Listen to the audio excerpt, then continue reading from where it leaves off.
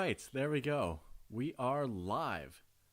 And I'm going to get the stream link out here real quick, and then we'll be good to go. If you're already tuning in, well, you're either watching the recording or you're a real fan. So shout out to y'all that are in within seconds. I don't know if anyone's in here yet or not. I'll actually check here in a second. But first, let's get this link out. I see we have my channel banner as the thumbnail now for the streams. Look at me doing the old podcasting gig. Let's get this shared out. We're going to copy the link. Quotes tweet. Bear with me here if you're in. We'll get started soon enough.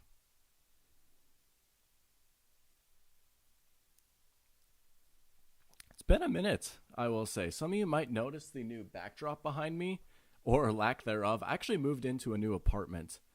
But yeah, I'll have that wall decorated soon enough. But yeah, different colored walls. So we're moving up in the world, in the Dr. Pigskin world. Let's get the chat pulled up right now. Looks like we have someone in here. Might be me. But we'll just wait a second. I know I said I'd go live at 9. It's pretty late. But there's not much going on in the sports world right now. I know the ESPYs are on, but hey, come watch me instead of the ESPYs. I should have tweeted that out. Oh well.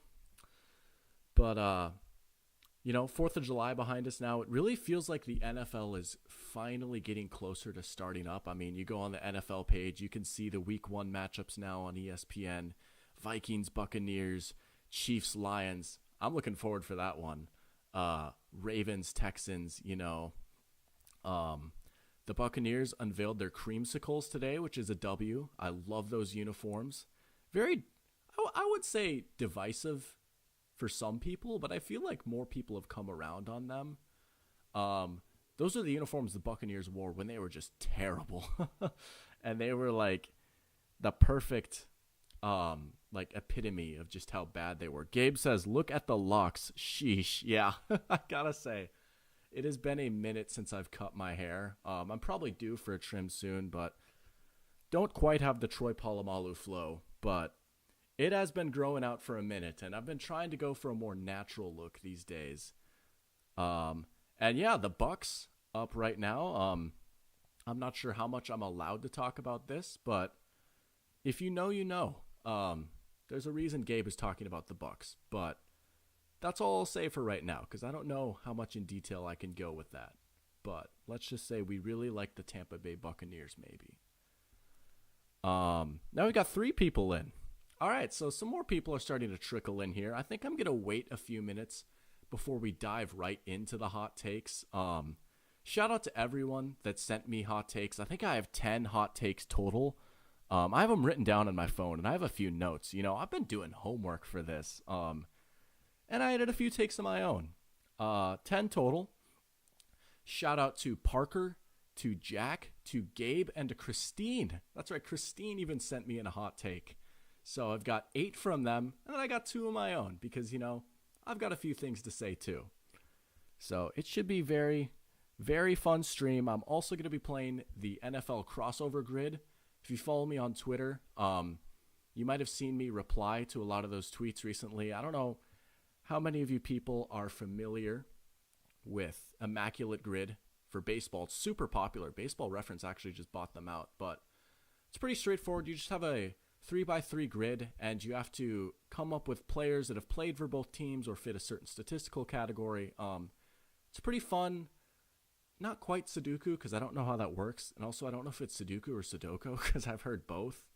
I think it's Sudoku, but I'm not very cultured when it comes to that stuff. But you're going to see at the very end of the stream, we're going to play the NFL crossover grid. I haven't looked at it yet, but you're going to see that I'm a sicko. Lightning says, go Tampa. I wonder, Lightning, is that a reference to the Tampa Bay Lightning? I will say, I do support the Tampa Bay Bucks on this channel. We're actually going to talk about the Bucks in a little bit. Don't sleep. That's all I'm going to say. And Parker says, rah. So true, man. So true. Shout out to Parker for being in here. Shout out to all the boys back home. I know one of them's going to be joining later. We got 6 people in here now. I'll wait just a tiny bit more because I want to wait until I know for sure some of the people that sent me in their takes are in here. But we will get started here pretty soon. But while we're waiting, we can just talk about some of the stuff that's been going on in the league. I don't know if you guys saw, but the Jets have been picked for Hard Knocks. I think that's the least surprising pick ever. I know it took a long time. This was like the longest time it ever took to pick a team for Hard Knocks. A lot of teams don't like it. They feel like HBO just kind of intrudes on them. Their camera crews are everywhere. And I mean, I get it, but I don't know. It's an entertainment business. I mean, I don't think it's that big of a deal. It's easy for me to say I'm not on the team, but it's been around this long. They were last on Hard Knocks in 2010, the legendary Rex Ryan season. I believe they made the AFC Championship that year, lost to the Steelers. That was a fun team, but things are looking interesting in New York. We'll actually talk about the Jets a little bit too. I have a take about the Jets, but the New York Jets, Hard Knocks, you got Aaron Rodgers. You got a team that's on the rise. Mostly Aaron Rodgers will draw the headlines, but I might tune in. I don't watch Hard Knocks too much, but I might tune in.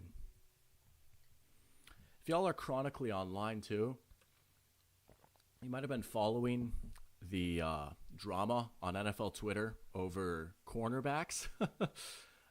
So let me see if I can actually find it. This started yesterday, I think. Oh, yeah, Mina Kimes is pregnant, too. I don't know if you guys saw. But Asante Samuel. I guess a better way of saying that could be Mina Kimes is having a child, but I'll just correct myself in case anyone wants to cancel me over that. I don't know if that's politically incorrect or not, but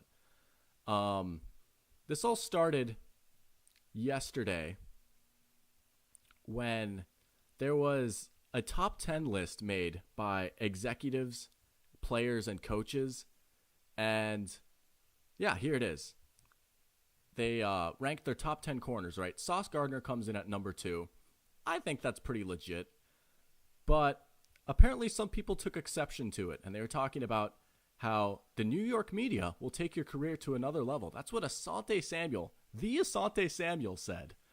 Former NFL corner. Played for the Patriots, the Eagles, and the Falcons. Pretty good career. Pretty good corner. And, they're talking about it. And they're like, oh, they're acting like he's prime Revis. And then he said, it's the New York media. What did Revis so special? And, he got ratioed pretty hard. And Revis was actually hopping on Twitter talking about it too. I mean, this is what we're looking at right now. We are in the depths of the off season, but that's been the big thing that's been going on. But I feel like I've taken enough time. We've got 6 people in here. It's a pretty good turnout. We're just going to hop right in to our hot takes. And Parker, I see you're in here. So we're going to start with one of yours. And this is actually interesting because we've got a Lions fan in here that didn't send in this take. And this take is about the Lions. And so Parker says, I don't necessarily agree with this one, but I've heard a lot on it. Lions end up first place in the NFC North. And I'm going to have to reluctantly agree that the Lions will end up in first place in the NFC North. For those of you that don't know me, I am a Minnesota Vikings fan, which has been an interesting life. But I try my best to remain objective and unbiased. And I think it's fair to say that the Lions are the favorites in this division. Now, why this has some spiciness to it is because it's the Lions. I mean, this is a team that has been mired in mediocrity to just being straight up terrible. I mean, look at this history. They haven't had a double-digit win season since 2014, which actually isn't that bad, but also, they haven't won a playoff game since 1991. The Tampa Bay Buccaneers have won the Detroit Lions division more recently than the Detroit Lions, back when it was the good old NFC Central. But things might be changing. This is a very strong-looking team. They ended the year super strong, 9-8, and they made a lot of great moves in the offseason. They really beefed up their secondary, which I think was a big issue for them. I like the CJ Gardner-Johnson signing. I think he's one of the best in the league at what he does. Safety / nickel, makes plays all over the field and has a little bit of dog in him. I like that. You also get Cam Sutton from Pittsburgh and Emmanuel Mosley from San Francisco, which I think is a really underrated signing. I like Emmanuel Mosley a lot. And then you have some of the young guys like Kirby Joseph. Tracy Walker's still pretty young.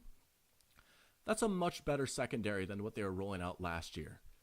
They draft Jack Campbell, which a lot of people question the value of the pick, but it makes sense. It was kind of a need. They got gashed in the ground game a few times. The big game that comes to mind to me is the Panthers game. Panthers won for like 300 yards on them and essentially knocks the Lions out of the playoff race. So I get why they wanted to take Jack Campbell where they did. I also think he is a good player regardless of positional value. I like the edges with Aiden Hutchinson and James Houston. So my earbud is acting weird. Apologies about that. So I like this defense a lot. I think it's much improved. Don't sleep on Malcolm Rodriguez either. Great player. And then on offense, for the first 6 games, it might be a little sketchy. At least as far as the wide receivers go, you lose DJ Chark. You lose Jamison Williams, who you thought you'd have for the full season, but, well, I bet he won't be playing a full season. I'll say that. But Amon-Ra St. Brown is a legit wide receiver 1. Maybe not an elite outside guy, but great in the slot. He's good enough that he can be the top guy. You add Sam Laporta. You have an incredible offensive line. Jared Goff has been good. He might regress, but I think he's good enough. And then you add David Montgomery and Jahmyr Gibbs, who I think is a real spark plug. And they're going to use him all over the field. And you're looking at probably the most well-rounded team in the NFC North. The Vikings won 13 games last year, but let's be honest, it was not real. I mean, this was the game that broke me right here. The Detroit Lions being favored over the Vikings, who came into that game 10-2, and the Lions beat them. And I had COVID, and I was at home, upset, watching this game. Finals had just ended, so literally I had like nothing going on. So I was just like on NFL Twitter the whole week, and everyone was talking crap about the Vikings and how the Lions were such a better team and they were going to show them. And I wanted to beat them by 50 so bad. I really did. But then, as Gabe says, no, not Panay. The Sewell catch. The Sewell catch is the most I've ever hated the Detroit Lions, and I can say that with a lot of confidence. I've never really had beef with the Lions, but I was preying on their downfall after that catch. Gabe, it is a good thing you were not there, because I might have turned toxic. That was bad. But the Vikings, in some ways, I think the Vikings will be just as good of a team as they were last year, but they will not win 13 games again. I mean, let's be honest. The defense should be better. They bring in Brian Flores, who I think is just a massive upgrade over Ed Donatel. That was infuriating to watch. But they lose a lot of pieces. I mean, Dalvin Cook, you can say what you want. A lot of his advanced numbers weren't that great, but he was still clearly our best running back. I'm very iffy on Alexander Madison. We let go of Cook. I mean, it makes sense in the long run, but it might hurt our running game this year. I don't know if I'm not supposed to say R or not. I guess this is my channel. I can say what I want. But I am a Vikings fan, like I said, but I try not to be too biased. But the Vikings are definitely probably the biggest challenger to the Lions, just because they're the most proven commodity. They're not changing quarterbacks. But I don't know, man. It is going to be tough. I could see the Vikings winning like 8 games and the Lions winning like 10 or 11. I would say the Packers are probably a decent challenger too. If Jordan Love is solid, the defense is pretty good. Well, on paper, I don't love their defensive coordinator, Joe Barry. A lot of the same problems that Ed Donatel had, just maddeningly soft defense.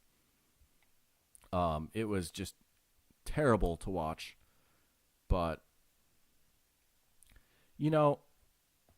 they are I'm laughing at what Gabe says. He says Suggs will find you. Well, I would lose some professionalism points if I said we. Now won't I? That is a sports media joke, by the way, for those that don't know. I am a student at UGA in the sports media program, and Gabe is a UGA alum. But anyways, that's enough about the Vikings. I think that's a all right take. I mean, the spiciness is that it's the Lions, but I would have to agree. I think the Lions will win the NFC North in a very roundabout way. We're going to go into number 2. We're going to go with another one from Parker, and I like this one because it's going to segue into one of mine, actually. Parker says, as I accidentally X out of Pro Football Reference. Heaven forbid I leave that website. But Parker says, and this one is spicy, both the Eagles and the Chiefs will be undefeated going into their Week 11 Monday Night Football matchup. And I got to tell you, this company right here, oh, they would throw a parade if that happened. I got to say, that would be pretty sick. I'm not going to lie, especially with all of the back and forth between this. Wait, should I delete that? Honestly, you're fine. I think you're okay. We're just messing around. It's okay. But with all the back and forth between those two teams, I mean, it's a Super Bowl rematch. I'm sure you've heard about the controversy with the turf and the grass. You know, Eagles complaining that they are at a disadvantage. Well, I have some news for you, Philly. The Chiefs are playing on the same field. But, I mean, that would be crazy. Also, Lightning says, go Lions. Let's go. You know what? I respect it. Go Tampa and go Lions. I love it. Here's the thing with that take. I will probably have to disagree. I know it's not fun to say, but both these teams would have to start 9-0 for that to happen. Now let's do a little investigating here. And I took the liberty of doing this research before we started. I'm going to ask you guys in the chat a question here. If you had to guess in the last 10 years, how many teams have started their season 9-0? What would you think? And I'll give you guys a few seconds to think about that. 9-0 start to the season. How many times has that happened in the past 10 years? I'm going to take a swig of water because I've been talking a lot.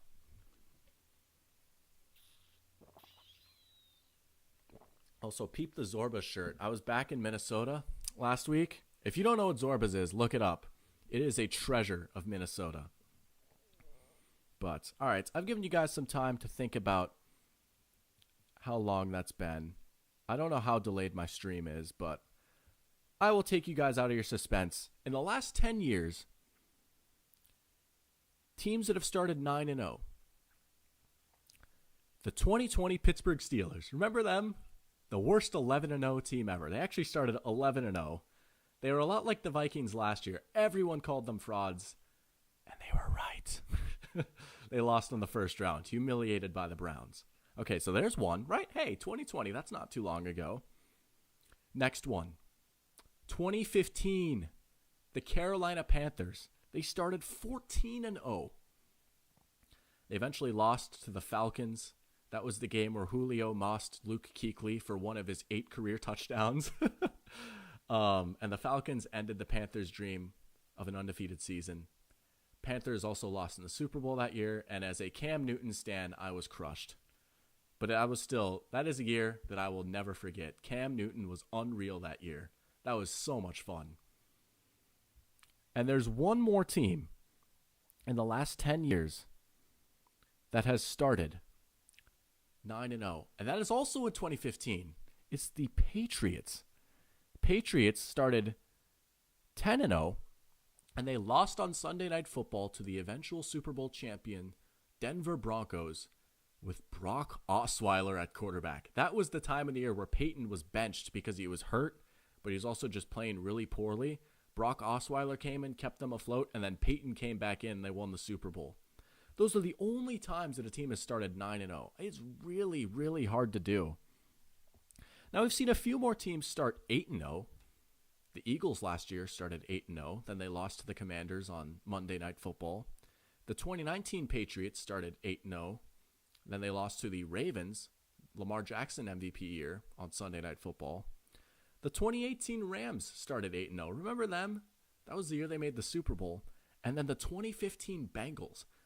That's crazy. There were 3 teams in 2015 that started out 8-0 or better. But back to the point, both these teams are really, really good. But I just don't know how likely it is that even one of those teams start 9-0, let alone both of them. I mean, the Chiefs lost to the Colts last year, and the Eagles lost to the Commanders. Like, it's any given Sunday, Like, good teams will lose to bad teams. Weird stuff happens. I mean, let's look at the Chiefs' schedule. The Lions, the Chiefs are definitely favored versus the Lions, but the Lions could pull off the upset. I could see a universe where that happens. The Jaguars, we know how I feel about the Jaguars on this channel. Go check out my Jaguars video once this is done if you haven't seen it. The Jacksonville Jaguars are in the good place.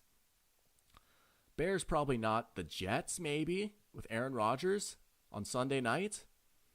Vikings probably not. Broncos probably not, but it's also a divisional game on Thursday. So even then, weird stuff could happen. The Chargers always play them close. They never win, but they always play them close. The Broncos again, and then the Dolphins in Germany. And the Dolphins are looking very good this year. So there's definitely a reality where the Chiefs could lose a few games within this stretch. And then going and looking at the Eagles, who we'll dive in a little bit deeper in a sec, because I've got a spicy Eagles take. But, pretty soft start for the Eagles. But then they got the Jets, the Dolphins, and the Cowboys. Not easy. A little bit easier than the Chiefs, I'd say. But, it's feasible to think that there's a loss in here. So I'm going to say no on both the teams being undefeated. However, as a fan of entertainment, I'm rooting for it. I don't think it's impossible by any means. I think they're probably 2 of the best teams in the NFL. Most people say they are the 2 best teams in the NFL. So I won't shut it down, but I would have to say no. Also, Lightning is now saying go Vikings, Edward and Ed Ward. I feel like there's only a few people that Lightning could be. I don't know if Edward is a coincidence or not, because Edward is the ultimate if you know, you know. Gabe says, Wilmer, Minnesota Zorbas. Is there a Zorbas in Wilmer? I've actually never been to Wilmer before, so I wouldn't know. But it wouldn't shock me. And Parker said 5. I'm assuming that was a reference to the 9-0 question. Well, you're very close. It was 3, as you probably saw. But we're going to hop into another hot take now. This one was submitted by me. And this one has to do with the Philadelphia Eagles. And I've got a lot of stuff typed up for this. The Philadelphia Eagles will be a wild card team in 2023. That's right. The Eagles are not going to win their division. Now, an alternative way for me to say that would be probably more appropriate, and that me saying that the Cowboys would win the division. But, you know what? Saying that the Eagles will be a wild card team, that's a little more spicy. Lightning says, this channel kicks butt. That's my thing. I don't swear. Family friendly, but I respect it. You know what? That was one of the best compliments I've ever gotten on this channel. Wait. It's in the Zorba Z's. I wonder. I don't know. Maybe that's a burner account. Or maybe Lightning is just a legend. I don't know. Eagles. Anyways, back to my take. The Eagles being a wild card team. Now, this isn't just as much to do with the Eagles as it is to do with I really like the Cowboys. We'll start with the Eagles, though, because I feel like that's a little bit spicier to say, whoa, they're not going to win their division. Because I feel like most people have the Eagles just walking through the NFC. I feel like a lot of people just have them penciled in at the Super Bowl. They say that they're easily the best team in the conference. And this isn't me denying that the Eagles are going to be good. The Eagles are still going to be a very good team. Let me get that straight. But here's the thing. They won 14 games last year. They go 14-3. They roll through the playoffs. But the Dallas Cowboys were a lot closer of a team to the Eagles that you might think. They split the season series, right? Cowboys won at home late in the season. Eagles won at home early in the season. Now, both times there was a starting quarterback missing, right? The Eagles beat the Cowboys without Dak, and the Cowboys beat the Eagles without Jalen Hurts. But both games were very close, you know. This one was, I'm not going to do the math. That was a 9-point game, but like it was close in the fourth quarter. If you watched it, you knew it was close. And this game came down to the very end, you know. So they're very close. They played each other close. The division race was close for most of the season. And I think the Cowboys just got better, while the Eagles just got slightly worse. So the gap goes like from this to like this. And honestly, I think they're pretty close to even as far as teams go. And I might give the edge to the Cowboys in the division. So let's talk about the Eagles first. What happens to the Eagles, right? Well, the Eagles lose 4 starters on their defense and 1 starter on offense. The starter on offense, Isaac Seumalo, he's not their best offensive lineman. You know, their line should be fine. This isn't me saying, oh, the sky is falling on the Eagles' line. But, you know, continuity matters. That's not my biggest concern, though. Honestly, it's a fairly minor loss in the grand scheme of things. Eagles also lose both their starting linebackers, TJ Edwards and Kaiser White. They lose CJ Gardner-Johnson, and they lose Javon Hargrave, which a lot of people don't really seem to be talking about. Now, this is still a very strong roster, you know, and they replenished the draft. You know, they get 1 million Georgia guys, right? Their team is still looking very good. But just as, if not more importantly, the Eagles lost both their coordinators. They lose Shane Steichen, their offensive coordinator, and they lose Jonathan Gannon, their defensive coordinator. Now we'll start with Gannon, right? I feel like a lot of people like to clown on Jonathan Gannon because of the shoo, shoo, shoo, shoo he did with Rondale Moore, you know, and he seems like a goofy fella. And apparently a lot of Eagles players didn't like him. A lot of Eagles fans didn't like him. But let's not just sit here and pretend like losing your defensive coordinator on the number 1 defense, number 2 defense in the NFL is just like no big deal. You know, continuity matters in scheme. At the end of the day, they're going to have a different guy leading their defense. And now, it's hard to quantify how big of an impact that actually could be, but people are just sort of brushing it off. And, you know, when you lose 4 starters and your coordinator, that could matter some, right? But on the other end, losing Shane Steichen, for me, that is even bigger. Shane Steichen was one of the biggest reasons the Eagles were as good as they were last season. Shane Steichen, their offensive coordinator, he called the plays. He's the guy that gets most of the credit for developing Jalen Hurts.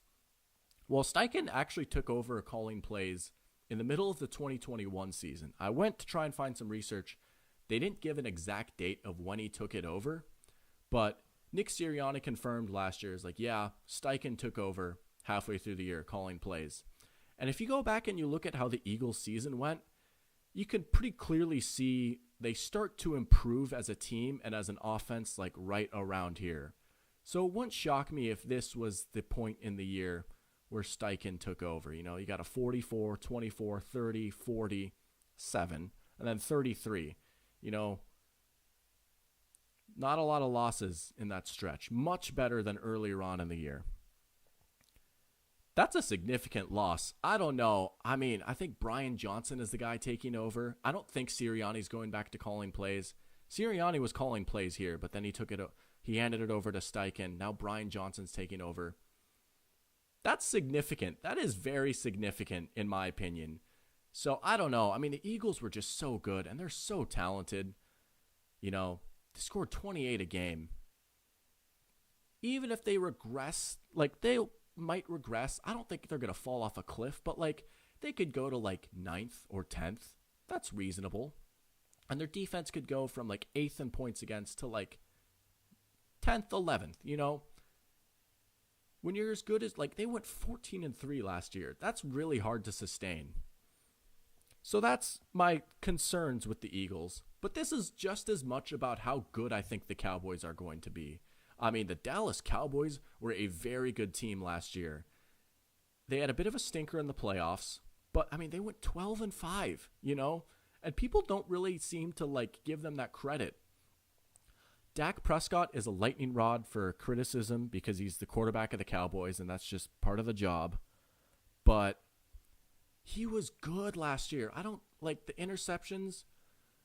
A lot of those were flukes. A lot of those were receivers running the wrong route, dropping passes. Even if you count this past season where he had so many interceptions, Dak Prescott's interception percentage is one of the lowest in NFL history. The Cowboys have always had a good offense with him, and it's going to be even better next year. I love the Brandon Cooks signing. They get another piece in a pretty bare wide receiver room. All of a sudden, you've got CeeDee Lamb, who's a great number one, and Brandon Cooks, who should be a very good number two. You've still got Tony Pollard. Pretty good offensive line. So the offense is there. The offense could be top 10. And I know what you might be thinking. Like, hey, you were saying the sky is falling because the Eagles lost their coordinators. Well, the Cowboys lost their coordinator too. And yes, that's fair. The Cowboys did lose Kellen Moore. I will give you that. However, I don't know. I think Kellen Moore got to be a little overrated as an offensive coordinator. I didn't like how imbalanced the Cowboys were at times. And I think it's fair to be a little concerned about Mike McCarthy, who's going to be taking over play calling. But it's also been a long time since we've seen McCarthy call plays. He said he took a step away from the NFL to try and relearn the game a little bit. He felt like it passed him by. So we'll see. But this Cowboys team is very good. And it really starts with their defense. This defense might be like the second or first ranked defense in the NFL this season. I am really high on this defense. Let's go take a look at what they've built. It starts up front. This front four is disgusting. DeMarcus Lawrence, Mozzie Smith, Osa Odigizua, and Micah Parsons, who in my opinion might be the best defensive player in the NFL. That's filthy. They've got beef in the middle, and they've got two great edge rushers. DeMarcus Lawrence, maybe not elite, but he's pretty good, especially as your number two option. And obviously, Micah Parsons, he is, I don't say this lightly, he gives me heavy Lawrence Taylor vibes. I'm not even kidding. That is not something I just throw around. And I was not alive for Lawrence Taylor, obviously, but I've seen him play. I have access to the internet. I know Lawrence Taylor. I know his game. I see it in Micah Parsons. Linebackers are Leighton Vander Esch, he's a starter. He's been better. He's been worse. I'm not going to lie. I don't know who that is. Damone Clark. I'm not going to lie. I have no idea who you are. This secondary is really good too. Low key, a lot of people talk about the Jets having the best corner tandem in the NFL. Dolphins being up there. Low key, Dallas. Stephon Gilmore and Trayvon Diggs. That's pretty darn good. Trayvon Diggs, a lot of people called him an interception merchant. That was like the big knock on him was he got a lot of picks, but he got burned. And it's true. In 2021, he did get burned a fair amount. But his interceptions were so valuable, Big plays matter. I would say he was much better in 2022, though. In 2022, he seemed to get burned a lot less, and he transformed into a much better cover corner. This game ended up being a blowout. A lot of it was on the pass rush, but watching the Vikings-Cowboys game, Diggs did a pretty good job on Justin Jefferson. I got to tip my cap to him. Trayvon Diggs, I think, was low-key one of the most improved players in the NFL. He is a legit corner one now. And you pair him with a guy who, in my opinion, still is a legit corner one, and Stephon Gilmore. Gilmore didn't get talked about too much last year. He was on a bad Colts team, but he was still pretty good too. I would still put him at maybe a top 15 corner, top 20. If you have a Stephon Gilmore as your corner too, you're in great shape. Malik Hooker, and I love Jaron Kearse. Jaron Kearse was on the Vikings for a little bit. He was a beast of a special teamer. He got a nice chance last year with the Cowboys, and he flashed a lot. I really like Jaron Kearse. So, I don't know, man.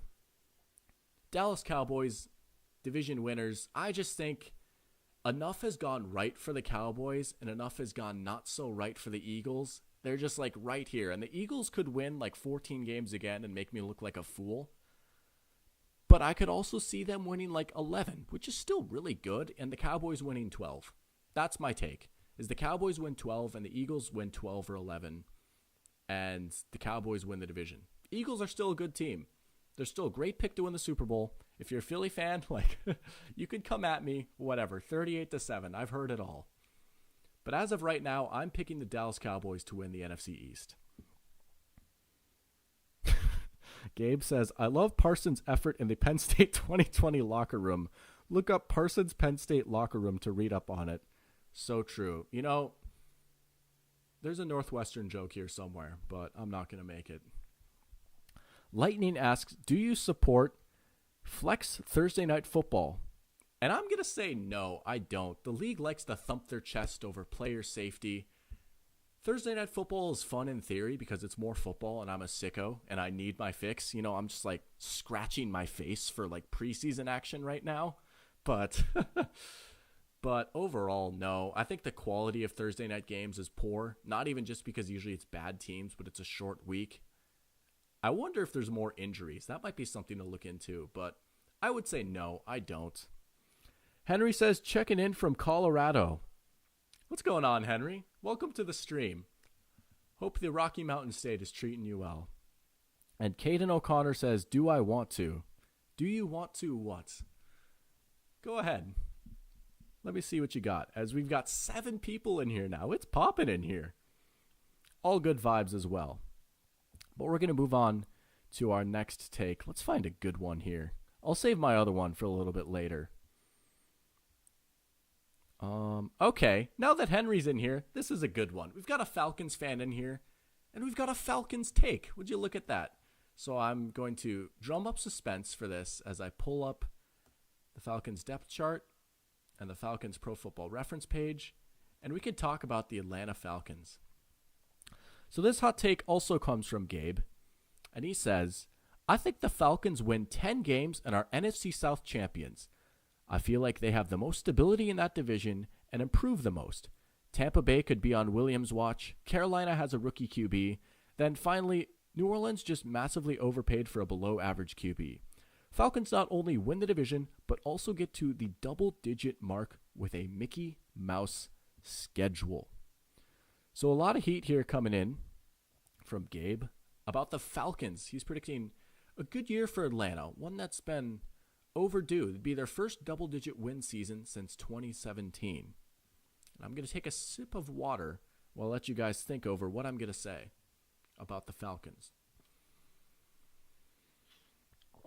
Well, if you know me, and if you're someone from Georgia that's heard me talk, specifically if you're a Falcons fan, you might know what I'm about to say.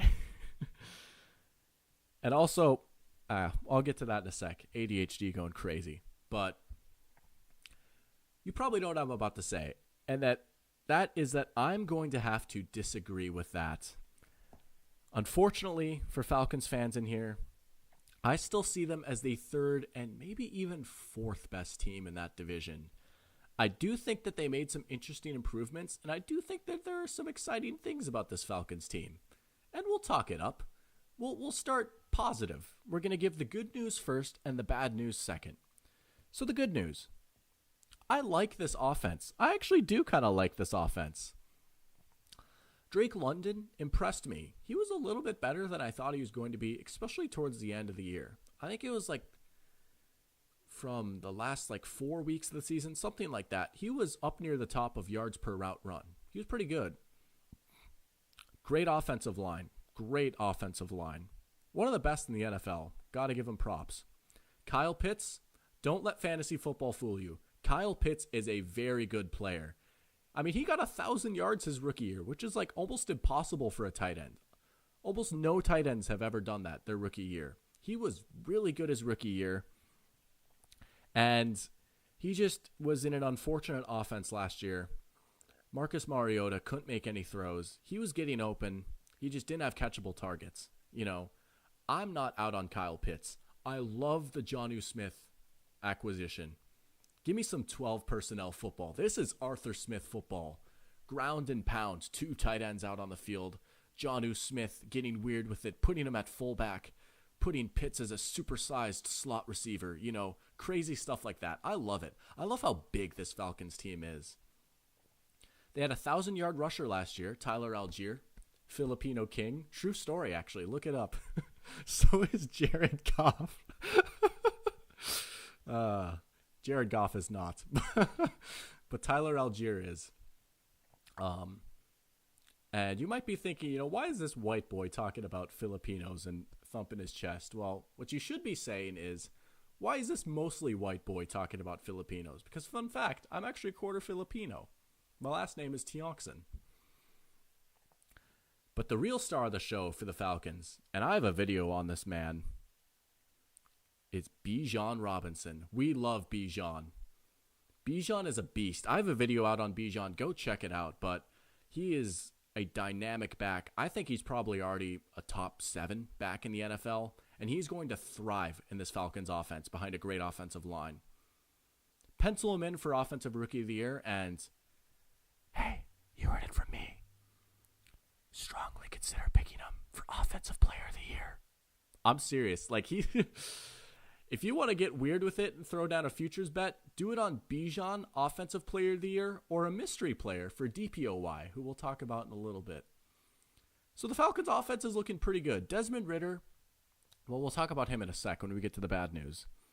But Falcons' offense, I like the vibes. I could see a reality where the Falcons have the best offense in this division. I could. Defense, they have some good pieces. They get Jesse Bates, probably a top 10 safety, really good against the run. Richie Grant showed a lot. I think he was kind of a steal where they drafted him. So they got a good safety pair going. AJ Terrell is pretty good. I think he's between where he was in 2021 and 2022. He was so good in 2021.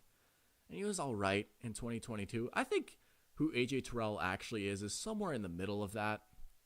But he's a good corner one. He's a pretty good corner one. I'd put him at that 12 to 15 range, right around where Stephon Gilmore is, Grady Jarrett, been slept on for most of his career, good player. And Calais Campbell, very slept on signing, but he's still got a little bit left in the tank. So I've talked up the Falcons. I mean, here's the thing. I say no, they probably won't win the division. Well, I won't even say they probably won't, because I feel like that one is just wide open as any. I could see them finishing first, or I could see them finishing last. However, if I had to rank them, I would put them at 3, with the Buccaneers a lot closer than you would think. So let's talk about it. As Grace and Truth says, Kirk Cousins MVP. And yeah, Eric. Lightning says, I have ADHD too. And Gabe says, Ace on the River. So true. Kirk Cousins MVP. I would love it. We'll see. No promises. So you might have noticed we're getting into the bad news, and I'm scrolling down to the defense, and that's where we're going to start. I said the Falcons, there's a world where they have the best offense in this division. I think there's an infinitely more possible world where they have the worst defense in this division. I highlighted some of the pieces that I like, but they have had a historically bad pass rush the past few years. And to be honest, they went out and got a lot of guys. Campbell, David Onyemata, Bud Dupree. Doesn't move the needle a whole lot for me. Let's start with Bud Dupree, who's supposed to be their top edge player, essentially. And Bud Dupree has not had a good season outside of Pittsburgh. He hasn't had a good season in the 2020s, and he's also 30 now. I mean, he had 4 sacks last season, 3 the year before. Well, I guess he had a solid season in 2020. I'm sorry. But the thing with Pittsburgh, this has been a theme for as long as Mike Tomlin has been their coach, is that they get insane production out of their edge rusher. It doesn't matter who it is. Good players like TJ Watt will break the sack record. Solid players like Alex Highsmith will fill in for an injured TJ Watt and get 14.5 sacks out of nowhere. It has to do with how they scheme their guys' favorable matchups on the edge, how beefy they are in the interior with Cam Hayward. They're a well-run organization. That's just what they do. Bud Dupree is on the wrong side of 30, and he hasn't been good the past few years, and he's never been good outside of Pittsburgh, who's known to make good edge rushers. I really don't see Bud Dupree getting more than like 4 sacks on this team. I really don't. And he's expected to be like their top edge guy. That scares me a little bit. And then you've got Lorenzo Carter opposite of him, who again just doesn't really do much for me. I'm not scared of Lorenzo Carter. I don't hate this trio right here, actually. I actually like the interior. They might be pretty solid against the run up front.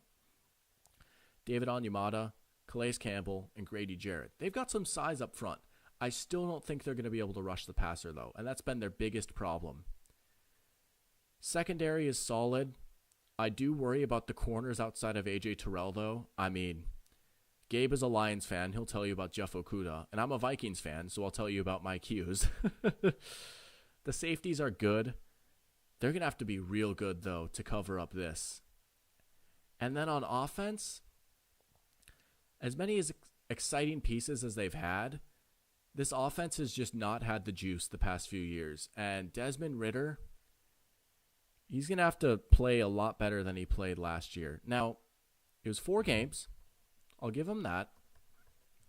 And he could be better, but I honestly don't see Ritter's ceiling being any higher than, like, Ryan Tannehill, which we've seen Tannehill do some good stuff with Arthur Smith.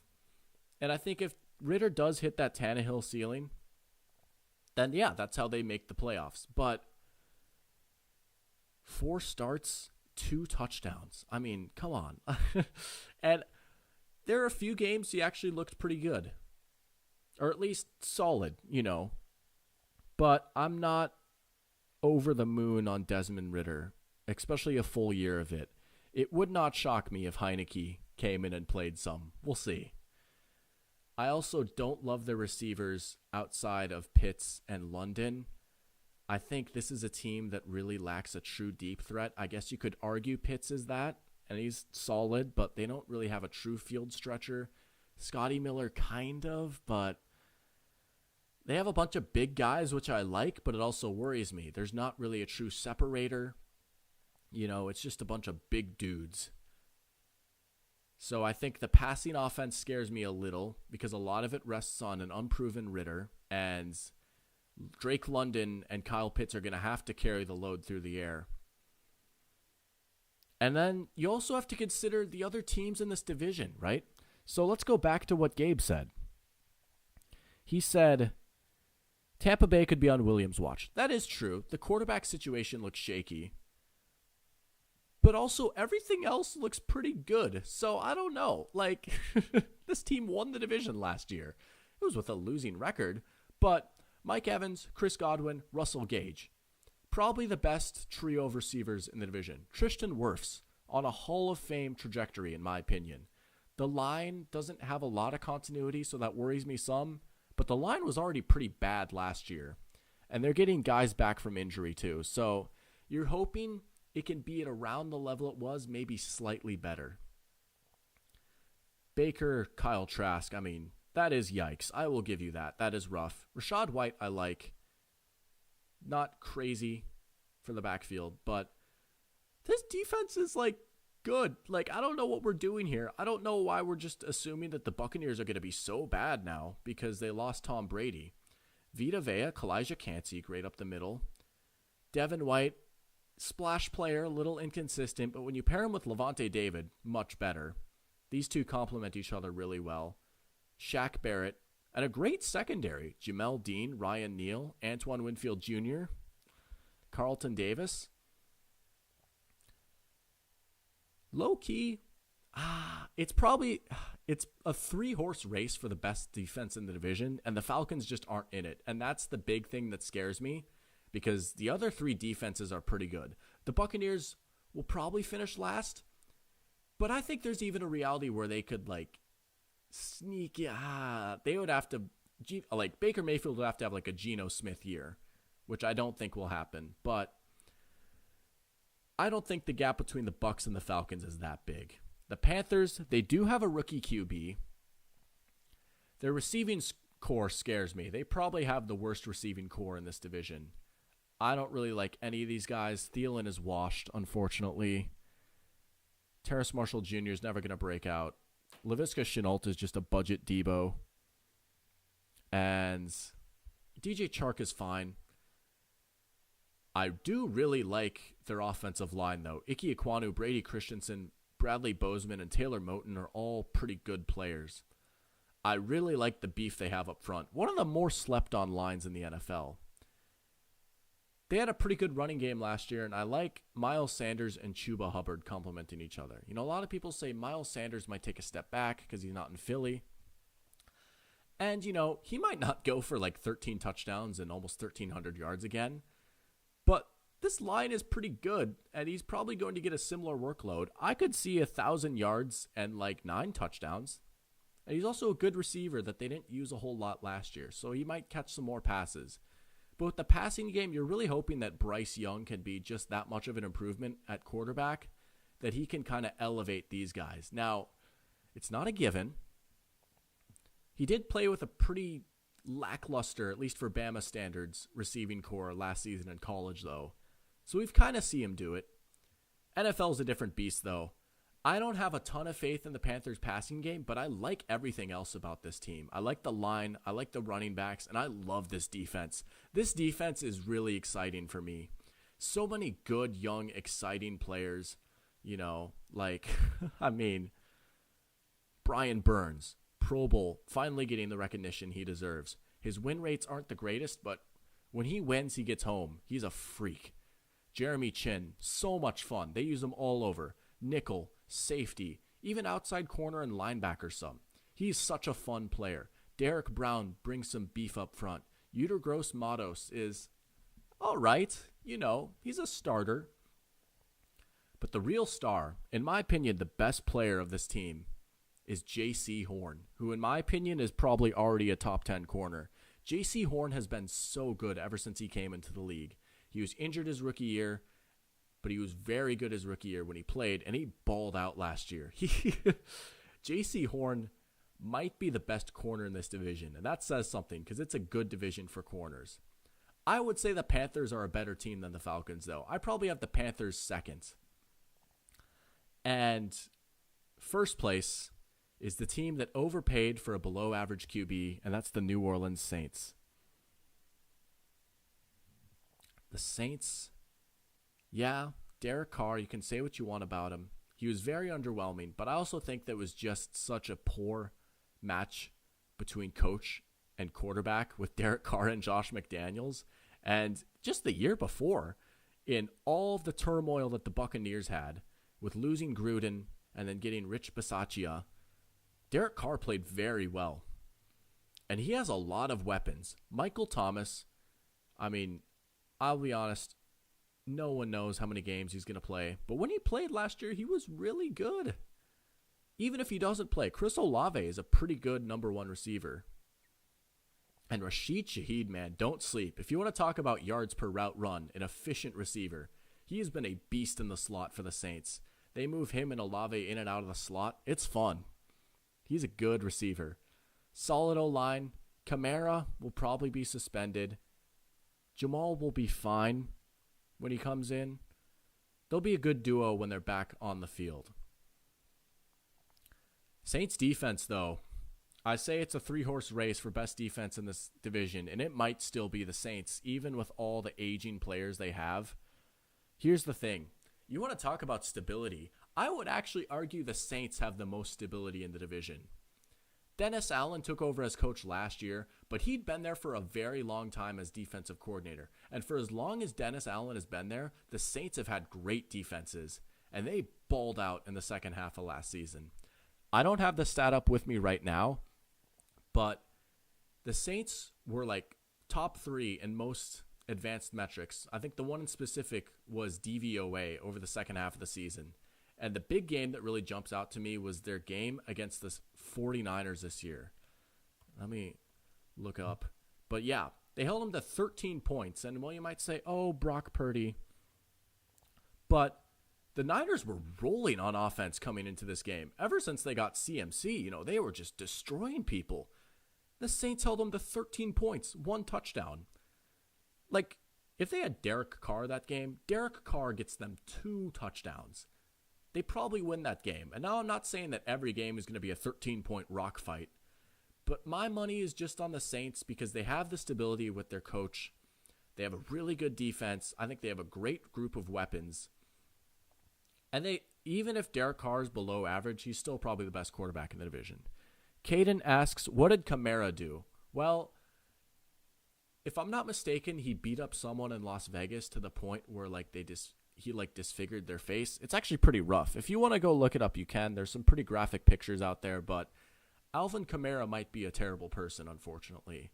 So there's a chance he gets suspended. It actually happened last year, but due process and all that. I don't fully understand how it works, but to my understanding, that's what he did. Gabe says, I will also tell you about Mike Hughes. So true. He did play for the Lions. That take sent in before I know what my future might hold. It's all in Baker's hands. With my knowledge, who has the worst wide receiver core in the league? Titans? I would probably have to agree, to be honest. Titans wide receiver core. We'll look at this before we move on to our next one. It's rough. It is rough. I don't think the Titans are going to be bad, because I just think they have good spots on their team, but it's Treylon Burks, Nick Westbrook-Akine, and Kyle Phillips.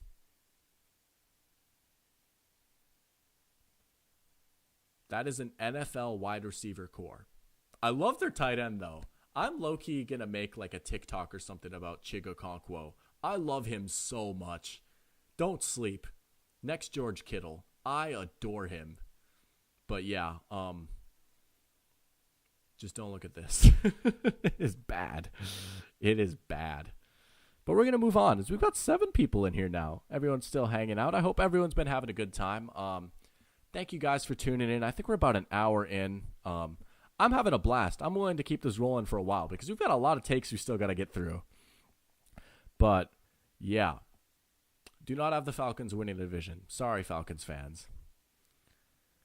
We're going to move on. We're going to go with this one because it's a nice quick one. This one was sent in by Christine, and I'm not sure if Christine is in here right now or not. I know she had stuff going on, but Christine, if you are, we're about to read your take. And her take is, sports are overrated. And I'm going to have to disagree. Christine, everyone has their things that they enjoy, whether it be reality TV or sports or bird watching. Everyone has their hobbies. Everyone likes consuming content because that's the society that we live in. And I live in a society where I like following a beef between 2 grown men that no longer play football, Asante Samuel and Darrelle Revis. That's how I spend my free time, and I love it. All right. Well, thank you for that, Christine. Maybe we'll get you on this next stream, and we can discuss this take a little bit further. We're going to move on to one of Jack's takes, and I'm not sure if Jack is in here, but shout out to Jack for sending in a few takes. Jack says, Kyler Murray is overrated. And I'm going to pull up Kyler here. I feel like there's very interesting discourse around this man, Kyler Murray. I personally might have to disagree, and I might almost say that Kyler Murray has become a little underrated. And I think it depends on where you rate Kyler Murray. But I have seen some wild Kyler takes recently. I saw a tweet the other day where it was a quarterback tier list, and Kyler Murray was in tier 4 with Ryan Tannehill. And it's what are we doing here, people? Come on. He's such a question mark, right? Here's the lowdown on Kyler Murray. I feel like we know what he is at this point. He is streaky, injury prone, some attitude questions, but his ceiling is ridiculous. And when he's on and he's locked in, he is legitimately one of the most dangerous quarterbacks in the league, and he's got to be just a nightmare for defenses to game plan against. He is so dynamic. When Kyler Murray is on, he is just so much fun. Such an aesthetically pleasing player. I mean, his mechanics are clean. He has a beautiful release. Just the way he runs around makes defenders miss. The way he can throw from so many different platforms. He really is a baseball player out there, which makes sense, but it is a joy to watch when Kyler's locked in and he's healthy. Now, the big thing is that just hasn't really happened recently. I mean, he played in 11 games this year, 14 last year. Even in 2020, when he played in 16 games, he was limited with injuries. And his overall season stats don't look that great.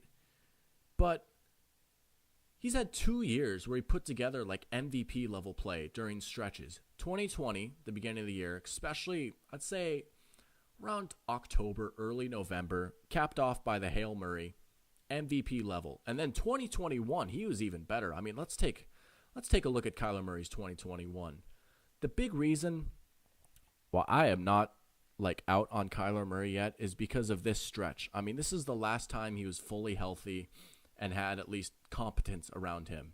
I mean, 5 total touchdowns week 1 against the Titans, 3 and 400 yards against the Vikings, which I remember watching this game and I was just blown away with how good he was. I mean, they started out like what, 8-0, 7-0, something like that. 7-0. They lose to Green Bay. And then he gets hurt for a little bit. He comes back, just not the same, and he was terrible in that playoff game. But I think if you have Kyler Murray as like your 12th, 13th best quarterback, which I feel like is the general consensus around him these days, I feel like that's pretty legit. Now, I'm really curious to see where the Cardinals stand with Kyler Murray, because it's a very real possibility they have the first overall pick next year. Kyler got hurt, obviously, probably out till at least November, and I won't blame the Cardinals if they just shut him down, didn't make him play this year. Now, if they get the first overall pick, and this is something I'm going to ask you guys in the chat, I'm curious what you guys think.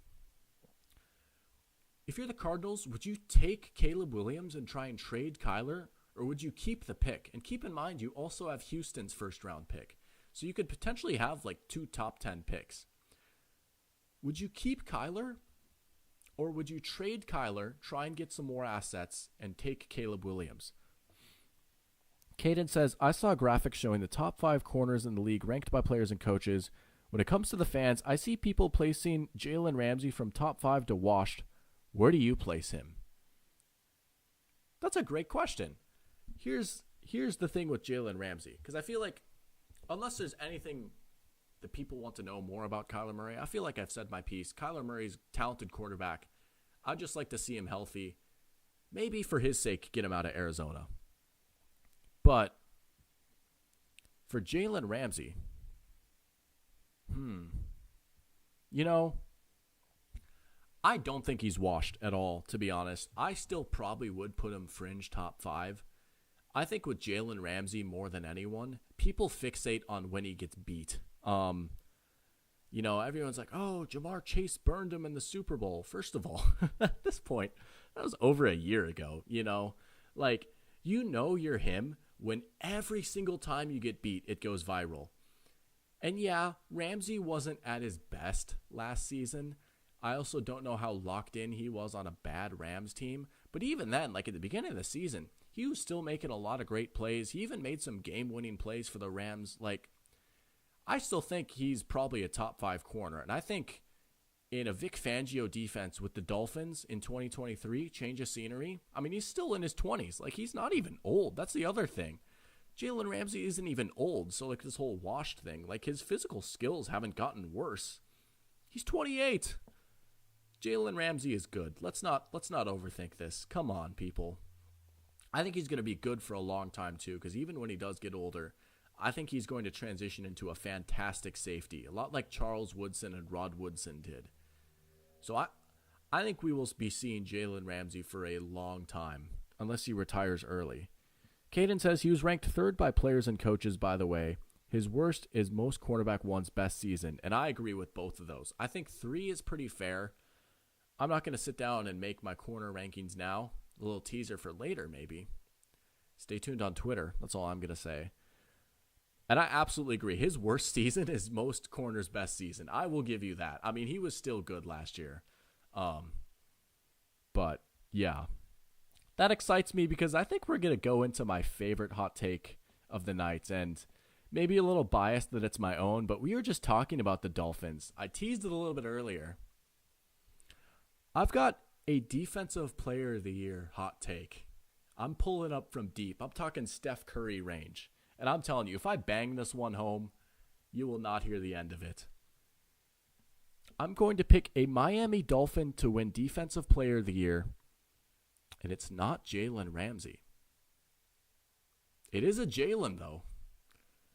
It's the one, the only, Jalen Phillips. I'm picking Jalen Phillips to win Defensive Player of the Year next year.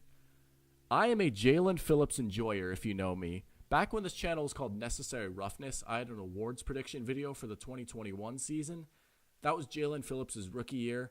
I had him winning Defensive Rookie of the Year. He didn't, but he was pretty good. He had 8.5 sacks. Then he had 7 last season. So you might be looking at that and thinking, okay, what's the big deal, right? Man can't even get double-digit sacks. Well, my friends, let's do some deeper digging. That's right. I'm subscribed to PFF now. I know ball more than you. No, just kidding. PFF's got a lot of good things going for them and a lot of not so good things going for them. But I do like their advanced stats. Let's take a look at Jalen Phillips.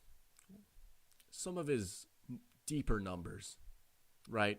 This is sort of like, like if you follow baseball, you might know Baseball Savant, where you have like the meters where like, oh, if they're red, they're good. They're in like the 98th percentile of like hard hit percentage and barreling up the ball and exit velocity.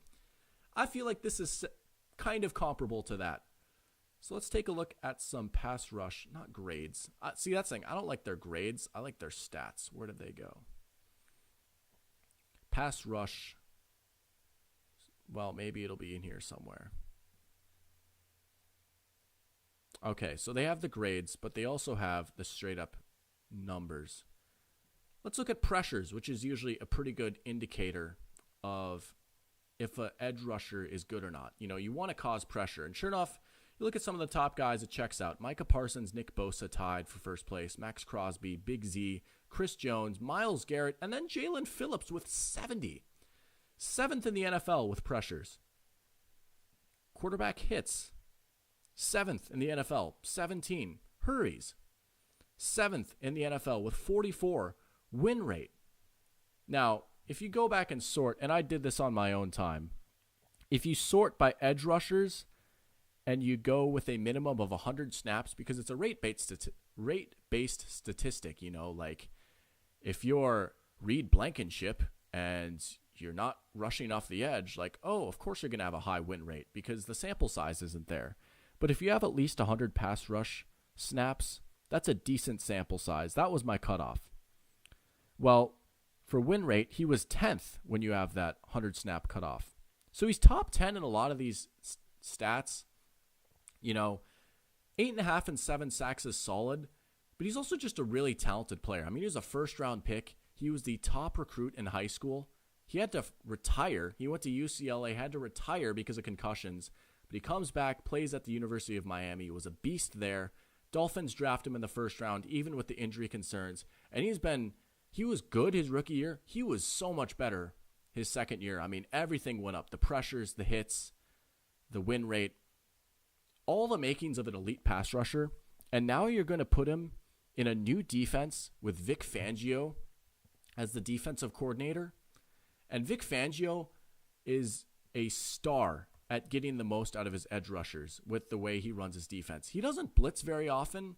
He likes to prevent the big plays. But what he does is he will create mismatches for the edge rushers. And they've had some crazy seasons. Look at Aldon Smith. Vic Fangio was the Niners defensive coordinator in this stretch. 19 and a half sacks. I mean, that is just ridiculous. Khalil Mack had arguably the best season of his career.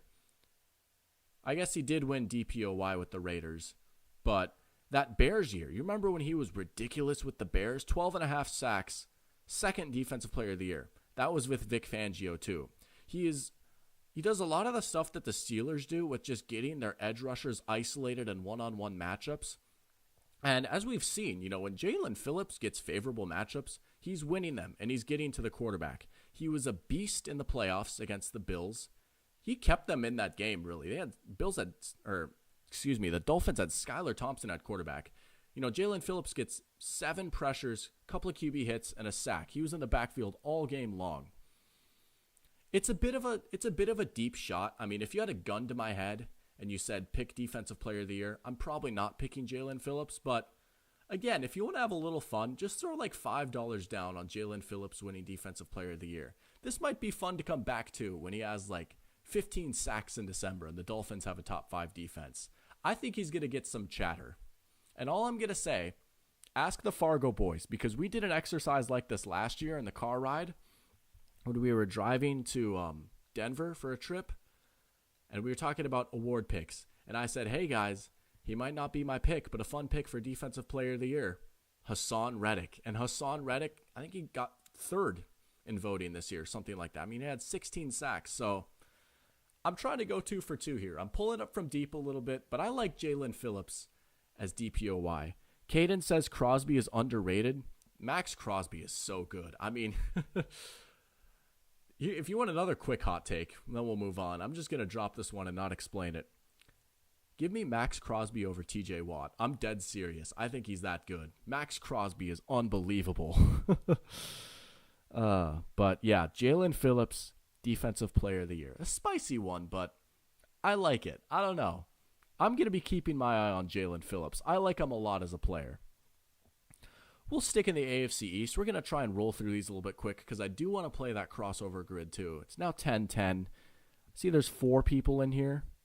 So we lost a few, but shout out to the 4 that are still in here. Shout out to the chat for being active. Before we dive into this next one, though, I do want to give a quick progress update.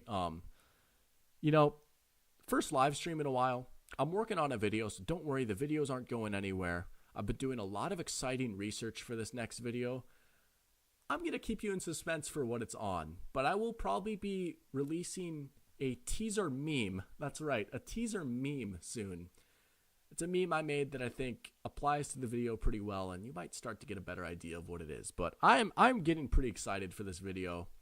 Some of the stuff I found is fascinating, and I think I've only struck the surface of a gold mine here.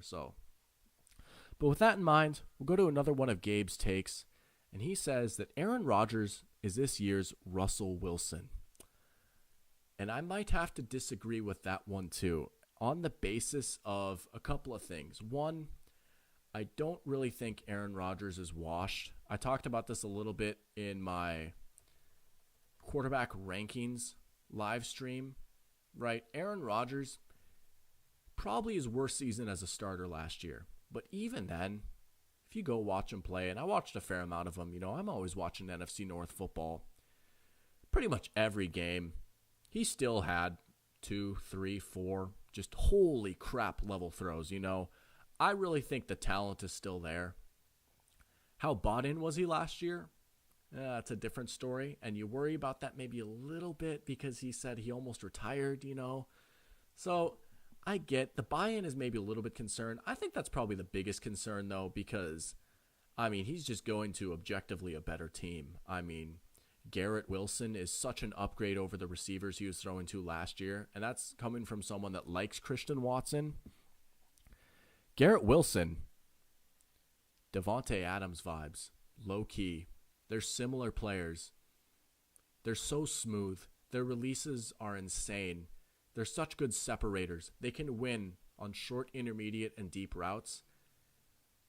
That, again, steep praise, but if you want a dark horse to lead the league in receiving yards, Garrett Wilson might be a solid bet. I think with Rodgers slinging him the rock, could be pretty good. Now the Jets, they don't have crazy depth outside of Wilson for wide receiver. Lazard, Mecole Hardman, Corey Davis, Randall Cobb, all of Rodgers' buddies. The line is a little concerning, but I think even at age 39, is that how old Rodgers is? Yeah. Even at age 39, he's still so good at escaping pressure and buying extra time. I'm not super worried about it. Breece Hall is him. Breece Hall is so good. I can't wait for him to come back. And then this defense.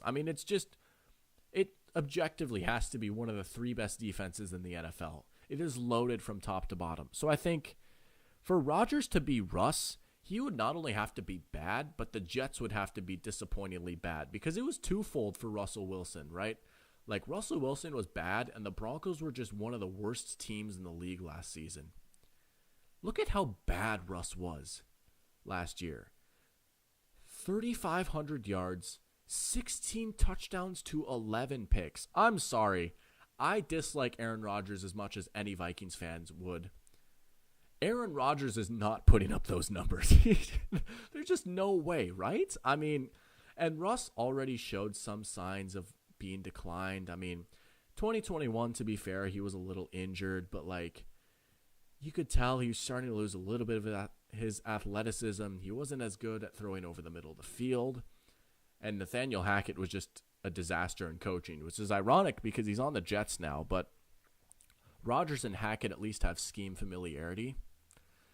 So I'm going to have to disagree. I don't think he'll be the next Russ. I do think it would be hilarious if the Jets were bad, though, with all the hype around them and them being on Hard Knocks, how many primetime games they have. I mean, it would just be funny. Like, there's a sick part of me that is rooting for a Jets disaster because it would be funny. But it also might be kind of fun if an Aaron Rodgers Jets team was good. I don't know. So I'm gonna sell that take, disagree, whatever you want to call it. But it does have some spice to it. I like it. Let's go through. Let's get some more going. Let's get a little bit of variety in here. We got Parker's. We have one left from Gabe. Scrolling through my phone here. I've been bouncing around a little bit, so I thank you guys for bearing with me. We'll go to another Jack one. We're going to hit this one quick because this gives me a chance to plug my video. Jack says, Jaguars Super Bowl bound. That one definitely does have a little bit of spice to it. I would put them in tier 2 of the contenders.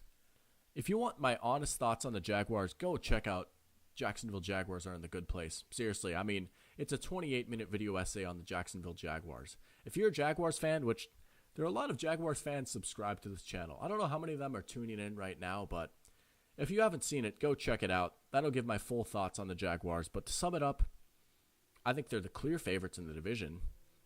I think Trevor Lawrence is an MVP candidate. He's probably my MVP pick.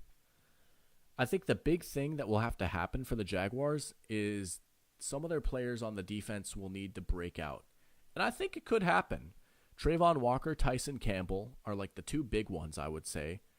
Walker was the first overall pick. He's flashed some. He just needs to refine a few things, get adjusted to the NFL a little bit more, learn a new position.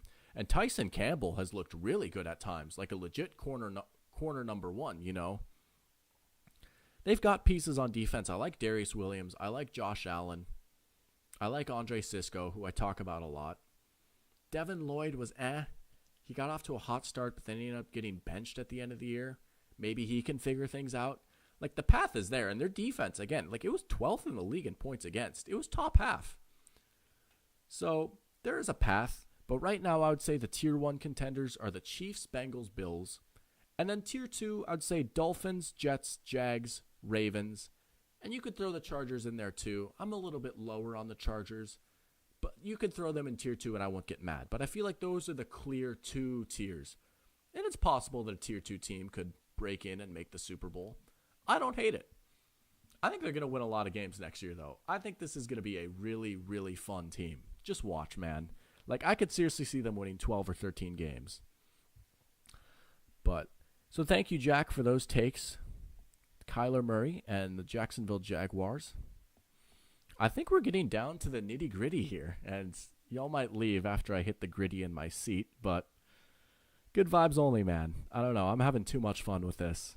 If you have any of your hot takes you want me to react to or any questions or anything, drop them in the chat. Like, I'll easily ad-lib them, but I think I only have one left, and then I'm going to move on to the crossover grid. And this last one comes from Gabe. He says, Justin Fields will not live up to the hype. Although improved on paper, I don't believe the team around him or the coaches around him will allow him to reach close to his ceiling. The Jaguars turned it around, but that was because of T-Law and a Super Bowl caliber coach. Justin Fields. One of the most polarizing players in the league. High draft pick. Comes in with a lot of hype, you know. Very his rookie year. Showed a lot more flashes, though, his second year in the league. Now, I would have to agree, depending on how you define the hype for Justin Fields. I would certainly agree if we're talking about the Bears fans' hype, because, and again, maybe, like, this is ironic because I'm a Vikings fan, but the Bears have been so starved for a franchise quarterback that they will get excited about anything. I mean, there was that time in 2013 when Jay Cutler got hurt and Josh McCown took over, and McCown was good for like 5 games, and Bears fans just immediately started praising McCown. I mean, they have never had a 4,000-yard passer. Seriously. Like, again, as a Vikings fan, I probably shouldn't laugh too much, but come on, you know. But Justin Fields was a breath of fresh air for the Bears quarterbacking. He showed a lot of excitement, especially with his legs. I mean, there's no denying he is just electric as a runner. I mean, look at the rushing yards, 8 rushing touchdowns, just some incredible runs. He led the NFL in yards per attempt, you know, like he led a very good rushing offense. Now, they go get DJ Moore, which I love. You know, great way to develop your young quarterback is to get him a legit number 1 wide receiver. I've said that before and I'll say it again. Now, the problem is some Bears fans see that and they see what happened with Jalen Hurts when they got A.J. Brown last year, and they just kind of think the same thing is going to happen. And I'm here to be the jerk to burst their bubble and say, no, Justin Fields will probably not become Jalen Hurts, because I think Jalen Hurts was just a better quarterback to begin with, and the Eagles have a much better roster and a much better coaching staff. So that is not going to happen whatsoever. I have very little faith in that. I could be wrong. Like, maybe Justin Fields is amazing, but I don't see him turning into a Jalen Hurts level player. The season Jalen Hurts had last year was ridiculous, you know? And you can say what you want about how much was it him, how much was it the team around him. I don't think there's really any reality where Justin Fields on this Bears team is as good as Jalen Hurts was last year. Could he take a Daniel Jones leap, though? Daniel Jones improved. I mean, he earned himself a second contract. Also, it's Daniel Jones, not Daniels Jones. Could that happen? And that is possible. I mean, okay, so the numbers don't look great. 15 touchdowns. 5 interceptions is pretty good. But he was solid as a passer. I mean, he kept them on schedule, and they won games. Not necessarily because of him, but not necessarily in spite of him either. Daniel Jones, this was easily his best season in the NFL. You know, whatever, the touchdown numbers aren't there, but he did his job better this year than any other year. He took a noticeable leap. Could Justin Fields do that? That's a little more possible. And I think if you're the Bears, that puts you in an interesting spot, because sooner or later, it's going to be contract time for Justin Fields too. And you kind of want to figure out this year if he's your guy going forward or not. If Justin Fields plays the same as he did last year with DJ Moore, I think you say, no, we got to move on. But if he has a Daniel Jones level improvement, then you think, okay, let's give him another year. Maybe he'll get better again. So I'm going to agree but also disagree. I think it really just depends on how hyped you are for him. You know, there are things that can concern me with Justin Fields. He takes forever to get the ball out. I mean, he was 4th slowest in the NFL last year in time to throw. I'm looking for the stat right now. It was 3.12 seconds. 4th slowest. I mean, that puts him with like Zach Wilson. And part of that number is inflated because he is a runner. But even when he wasn't running, he held on to the ball too long. And that concerns me a little bit behind a poor offensive line. The receivers should be better. I will say I'm not as sold on the Bears as a team being good, because I think their defense is still unserious. But the Bears just really want to figure out what they have with Fields. Line, lot of question marks and unproven. The receiving core is actually solid now. DJ Moore, Chase Claypool, Darnell Mooney, plus Cole Kmet at tight end. That's actually solid. Decent running game. I mean, this defense was last in the NFL in points allowed. I think it was last in sacks. Here's a fun fact, or not so fun. Guess who led the Bears in sacks last season? Well, I'll tell you this. The leader had 4 sacks, and it was Jaquan Brisker, a safety. I mean, a safety led them in sacks last year with 4, and they did almost nothing to actually improve it. So the defense should still be a wreck. They did add a few linebackers, but But Justin Fields might become Daniel Jones, and that might be enough for the Bears. But that's all we've got for the hot takes. Thank you guys so much for sending them in. I believe we went through all 10. That was a real doozy. Before we wrap up, I'm going to check the chat. If you guys have any more hot takes, feel free to send them in. But we're going to move on to something that I've had to really test my self-control with and not play yet. If you follow me on Twitter, you've seen me post these darn near every day now, and that is the crossover grid. I have not played today's crossover grid yet. I haven't even looked at it. This is the first time I'm seeing it. I try to get a low rarity score, and I'll explain how it is before I jump right in. But I feel like if you're watching this, like if you're watching a NFL live stream at 10:25 at night, you're probably at least somewhat familiar with it. But I'll explain it. It's pretty self-explanatory. So you have 9 squares, you have 9 guesses, and you need to pick a player that fits the criteria for each square. So for example, this square, we want a Colt and a player that's played for the Colts and the Chiefs. For this one, Colts Bengals, and for this one, Colts and, I'm sorry, AP All-Pro First Team for Special Teams. That is crazy. Okay. That is actually one of the wildest categories I've ever seen. A First Team All-Pro Special Teamer. And, you know, the goal is to get, not only to get a perfect grid, but if you're a sicko like me, you don't just want to get a perfect grid. You want to get a perfect grid of, like, hipster players, like people that no one would guess. And they'll show you a little percentage in the corner of, like, how many, the percent that people guessed that player.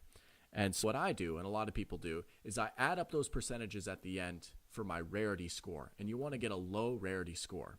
And I post every day to flex. So, you know, I am him. But we're going to get started. And, oh boy. Okay, so right off the bat, one that comes to mind for the Raiders and the Chiefs. Oh, I think he played for the Raiders. So I'm thinking of Sean Smith. He was a big, lanky corner. Also played for the Dolphins.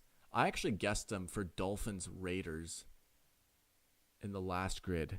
I'm almost certain he played for both these teams. I'm going to guess it. I've gotten a 9 out of 9 every time. I'm going to try and be a little bit quicker here because you would not believe how long I spend doing this. Like when I'm not live streaming.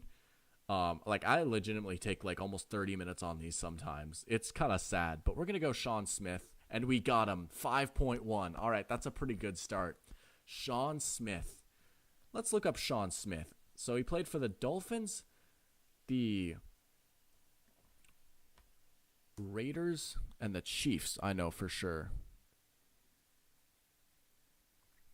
Let's put, not the Diplomat. That's actually sick. A Diplomat. Oh, I see something unfortunate about him. Well, not unfortunate, but maybe shouldn't be making jokes. That's all I'm going to say. But yeah, Sean Smith. Started off with the Dolphins. He and Vontae Davis were actually a very underrated corner tandem. Then the Chiefs, and then the last 2 years with the Raiders. I'm going to be real, man. I don't know how I know this. Like, sometimes I just pull these names out of nowhere. This next one, the first one I'm thinking of is Reggie Nelson, but I might wait because I feel like Reggie Nelson is going to be a pretty popular pick for this. Raiders Special Team All-Pro. Okay, so there's 2 that come to mind. It's one of my favorite things about the Raiders. The Raiders have probably the 2 greatest punters of all time on their team, Shane Leckler and Ray Guy. And then I'm almost certain that both of them were all pros. Janikowski might have been, but he just had a big leg. He missed a lot of kicks. Jacoby Ford was a good returner for the Raiders back in the 2010s. I don't think he was all pro, though. Cordero Patterson played for the Raiders for a year. Those are all kind of... I'm trying to think of other Raiders kickers. Not like Giorgio Tavecchio. He wasn't an all-pro. Was Daniel Carlson all-pro? I'm going to go with Ray Guy. I feel like since he's an older player, not as many are going to get him. 24.8, we'll live with that. I feel like first team all-pro, that's going to be harder to get low percentages. We'll take Ray Guy. Greatest punter of all time. If you're a college football fan, You probably know the Ray Guy Award, obviously named after him. And a funny story about Ray Guy. Back in the 2012 season, the NFL was celebrating the Hall of Fame anniversary. I can't remember how many years. It might have been like 50 or something. But for the final month of the season, like in December, NFL had teams wear like Hall of Fame patches, like right up here near like the shoulder. It was pretty small, pretty discreet. You know, just a cool little touch. If you have like a good memory about like football, that might have like unlocked a memory for you. Like I'm gonna pull it up here. NFL Hall of Fame patch. I mean, this was this was a time, honestly. This was like only for like a month in the 2012 season. There it is. 50 years. Yeah. Well, you might see it down here. Vikings punter Chris Cluey, if you remember him, he got fined by the NFL because he put a sticky note that said "Vote Ray Guy" over the Hall of Fame patch during a game. Good times. Man, do you remember those Vikings uniforms? That was a time. But just a fun little story about Ray Guy, who now is in the Hall of Fame, actually. So good for him. We have a punter in the Hall of Fame now. You'll love to see it. All right. Jets. First team All-Pro special teamer. What about Leon Washington? He was a return specialist. He was really good. But I feel like he was mostly for the Seahawks. I don't know if he was All-Pro with the Jets. I also am trying to remember the criteria. If he had to be on the team when he was All-Pro, I would think so. That one scares me a little bit. That's a little risky. I mean, Jets kickers. I can't really think of too many dominant Jets kickers or punters. Leon Washington. I'm going to come back to that. That one scares me. For the Colts, I have a few in mind. I mean, it's probably the two most popular answers. Adam Vinatieri and Pat McAfee. I'm pretty sure McAfee was All-Pro one year. And Vinatieri was too, because he had some crazy year late in his career where just out of nowhere, he was like randomly the best kicker in the league again. Like, don't get me wrong, like Vinatieri, probably the second greatest kicker of all time, but most of his best years I feel like were with the Patriots, but he had like one random year when he was like borderline washed, where he just was a machine. Okay, I'm not going to kid myself. It's probably going to be I'm probably only going to come up with McAfee or Vinatieri. Who do I think less people thought of is the thing.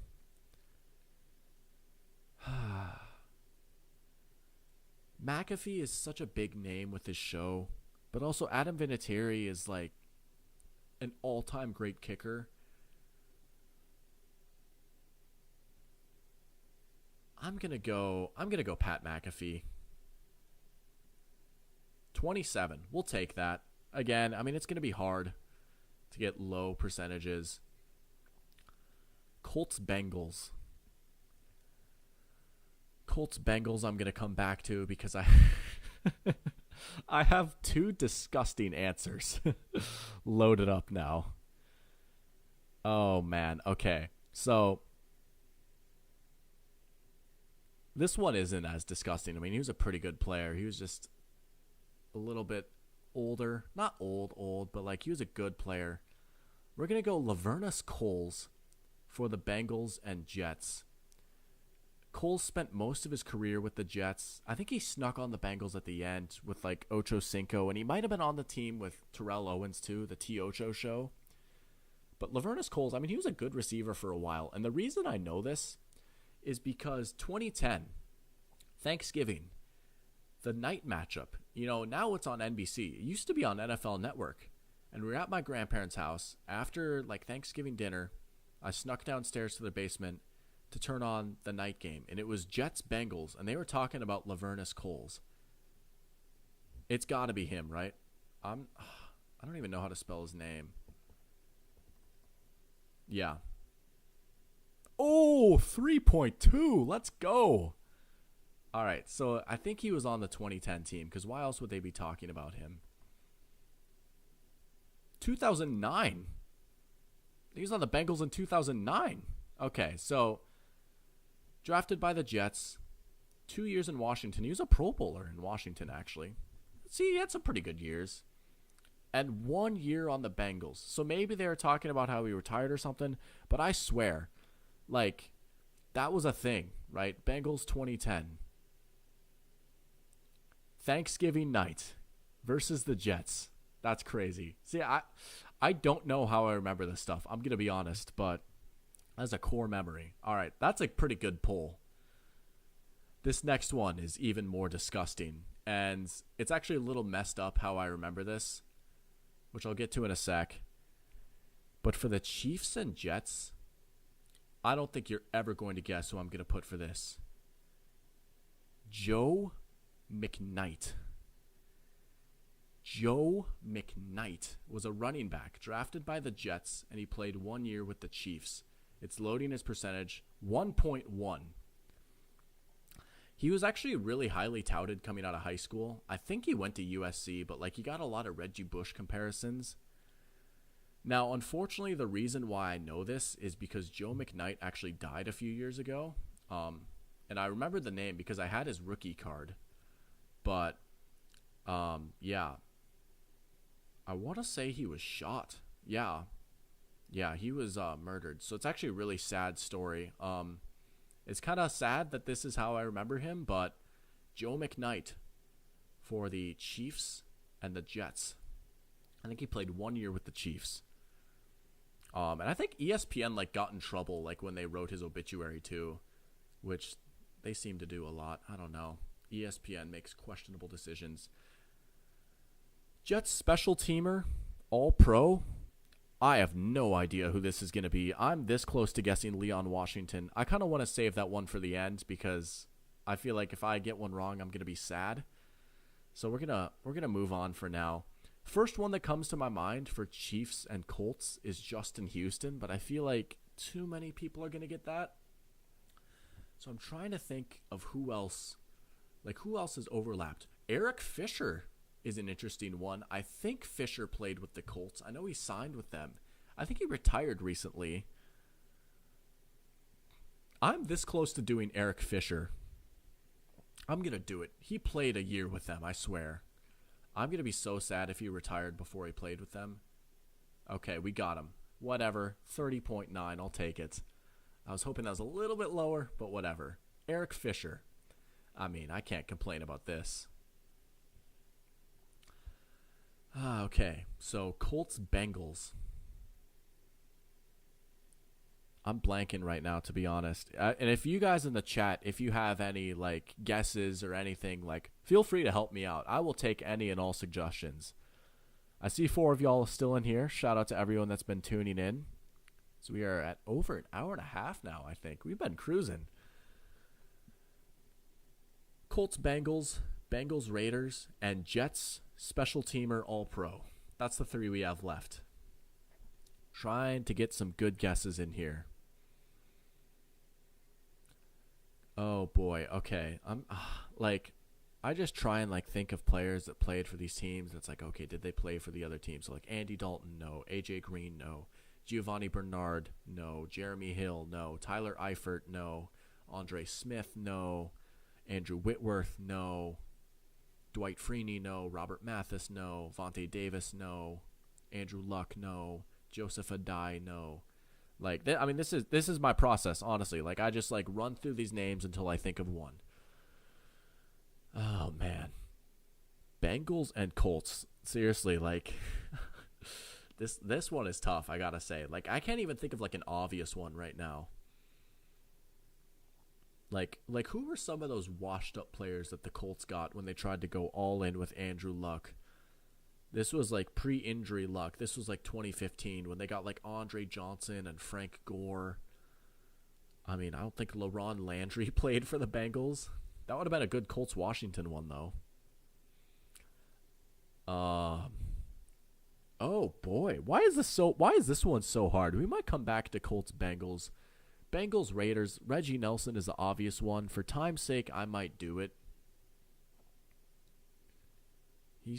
He'll be low enough, I guess. I can't think of anyone else though. Oh, Carson Palmer is the obvious one for Bengals Raiders. Carson Palmer did play a year with the Raiders. T.O. didn't play with the Raiders. That would have been a fun one. That I would love like a Bengals Niners one. You could have some fun ones for that, like T.O. or Justin Smith. Those ones would hit. Should I go Reggie Nelson? I will. We'll take Reggie Nelson.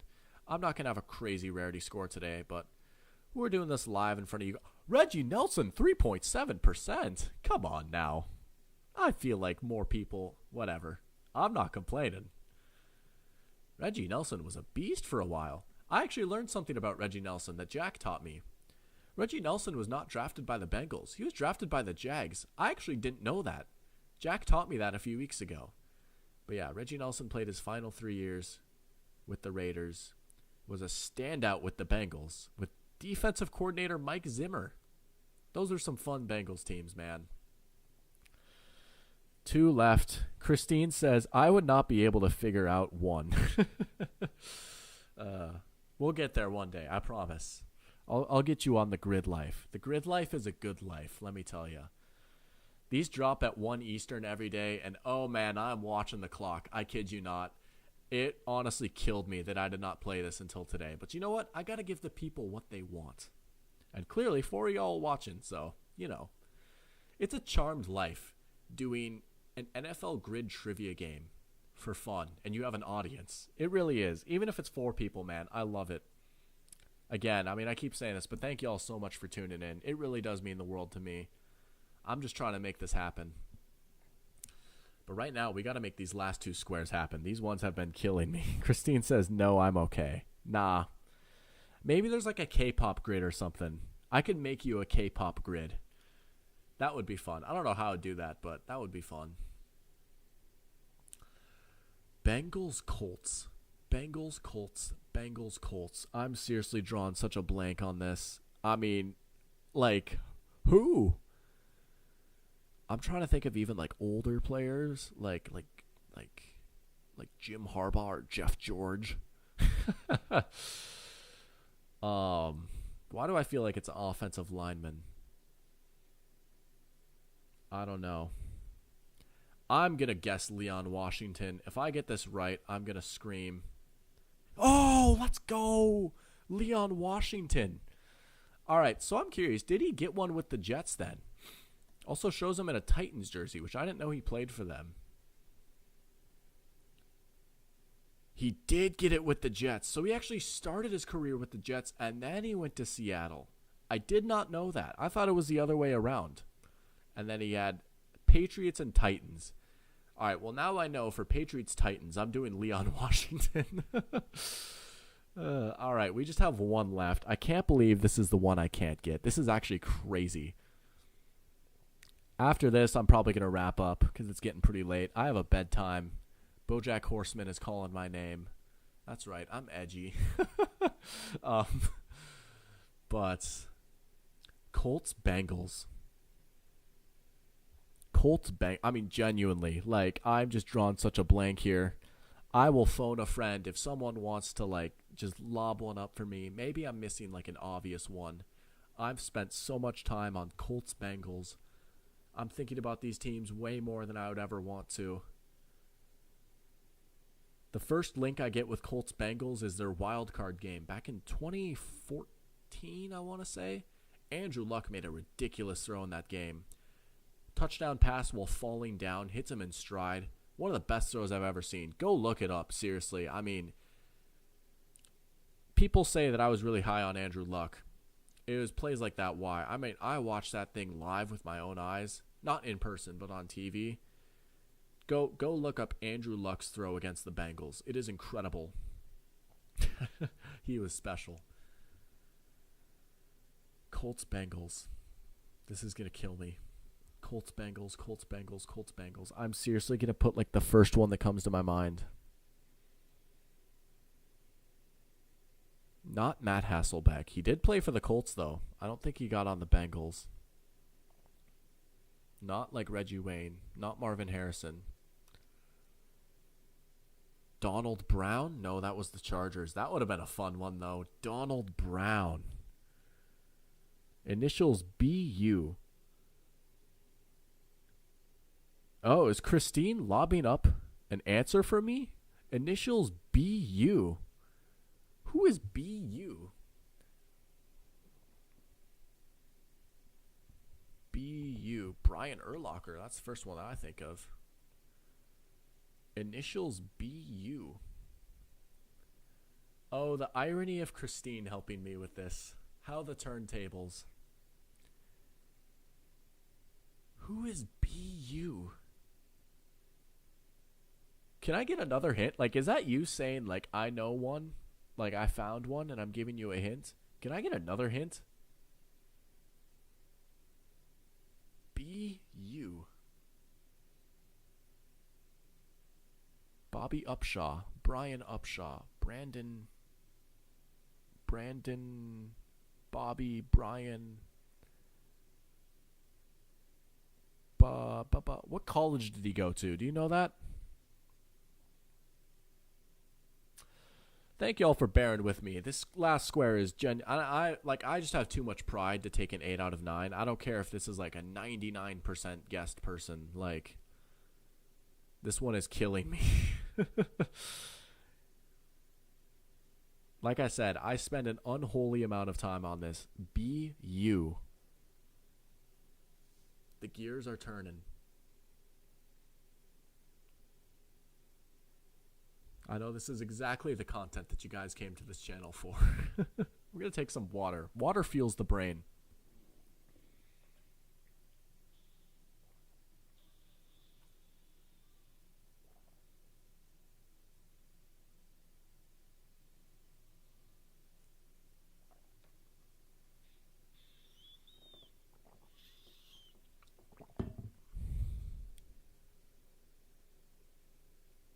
I feel like like this is radio silence. Like I should have like some music going or something, but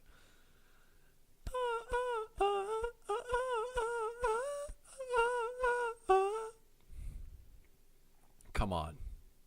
Think, Eric. You're him. I'm like this close to cheating. I'm not going to do that, but LOL. She's laughing at me. I'm getting humiliated. What is it, Christine? Who? A Colt and a Bengal. How hard can it be? It's a Colt and a Bengal.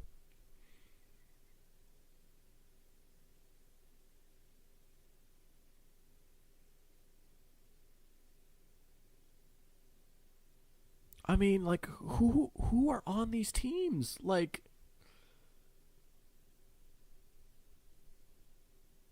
I'm seriously like, oh my gosh, like, Shane Graham? No. He was their kicker for a while.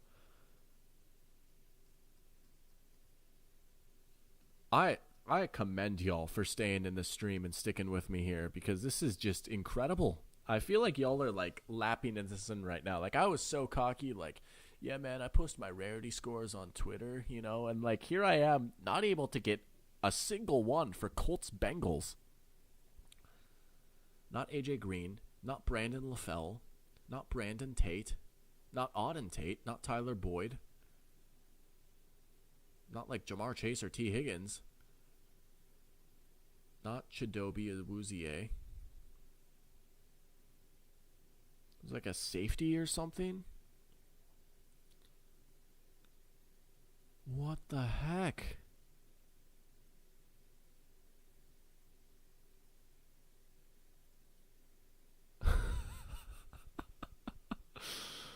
Not, oh my gosh. Tight ends. Dallas Clark? No. He's from Minnesota. Who's from, like, the University of Minnesota? I don't know them. I'm a fake fan when it comes to the University of Minnesota. Who's from Minnesota? Like, the only Minnesota players I can think of are, like, Tyler Johnson or Lawrence Maroney, or, that one D tackle. Was it Rashid Hagman? I don't know. I'm just going to, like, Underwood. Like, is there an Brandon Underwood?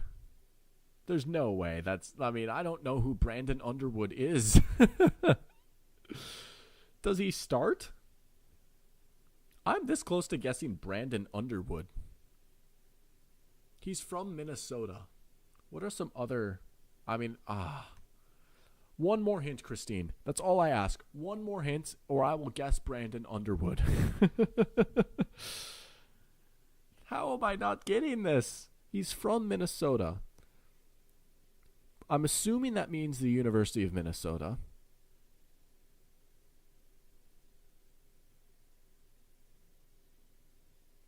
If this person isn't the answer, I'm going to laugh so hard. So it's definitely not Brandon. Oh, well.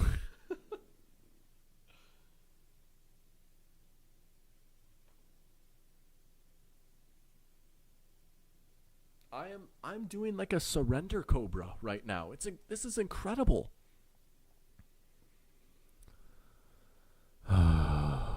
Help me.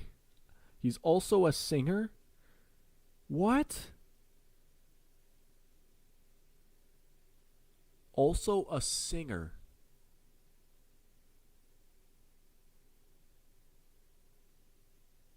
What? What? Who sings? Who sings? Who's a singer? Is that like is his artist name like his government name, or is it like, yo, did you know that LL Cool J played corner for the Colts and Bengals? Like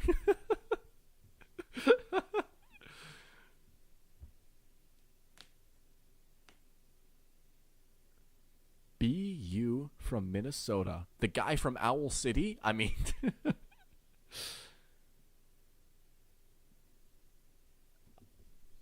I give up. I can't. There's got to be one player. One player. That's all I need.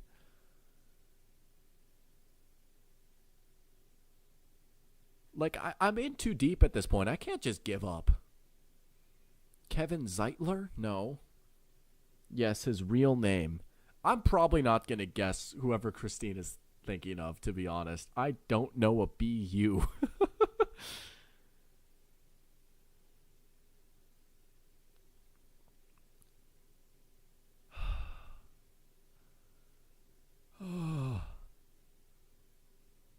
Jermaine Gresham? No.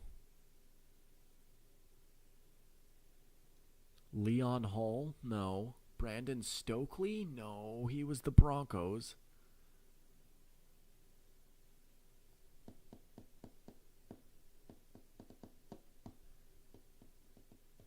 Robert Mathis? No.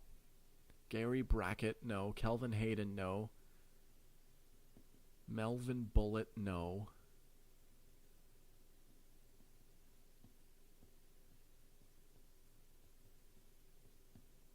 Ocho Cinco, no. T.O., no. Frank Gore, no.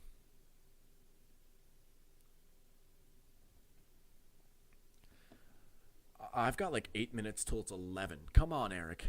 Come on. I mean, seriously, like, I feel like everyone else in this chat is just enjoying watching me be tortured. B.U. B.U. Bobby Ooga Booga. Like, Underwood, there's, like, what are the other U last names? And maybe this is cheating, but, like,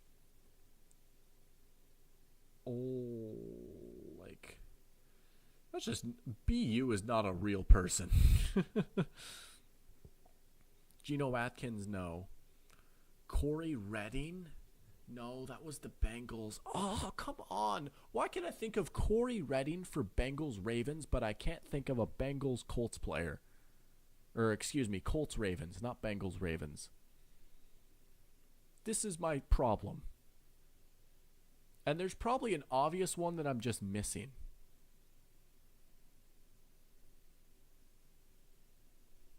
Like, the Colts had so many wide receivers for a while. Not T.Y. Hilton. Not Dante Moncrief.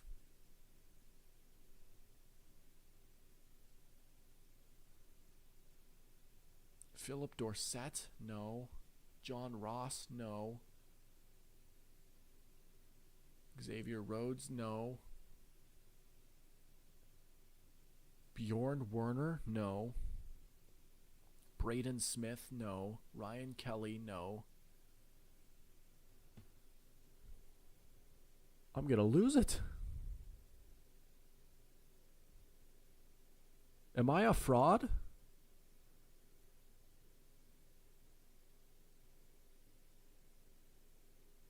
Griff Whalen? No.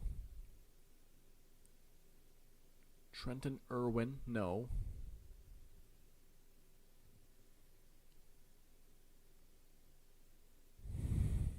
You're about to see Dr. Pigskin cry on stream.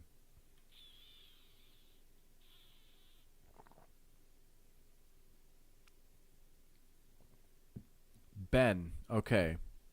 Ben something. Ben. Oh, come on.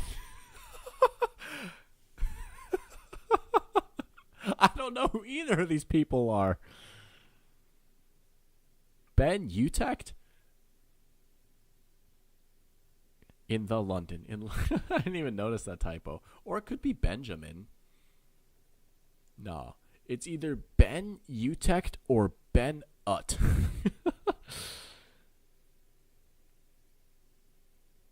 Ben Ut, huh? Instead of Bennett. You know what? Here we go. I'm going to guess one of these two, and Christine is going to get all the credit for this if I get it right. This is all Christine's work right here. I'm going Ben Utrecht. And I got it right. And somehow, so did 29% of people. All right.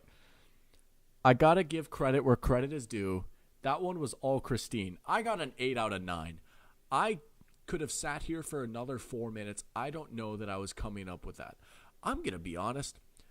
I know a lot about football, more than any healthy human should. I do not know who this guy is. I do not know who Ben Utrecht is. I have never heard of him in my life. He is a singer. That's crazy. He won a Super Bowl with the Colts. As a tight end. That was kind of mean. He is from Minnesota. Look at that. I only said that because he started off with 47, and I didn't know if he was like their long snapper. That was kind of mean. I mean, if you're in the NFL, you're in the NFL. And shout out Minnesota. You know, that's crazy. He did go to the U of M. Hastings, Minnesota.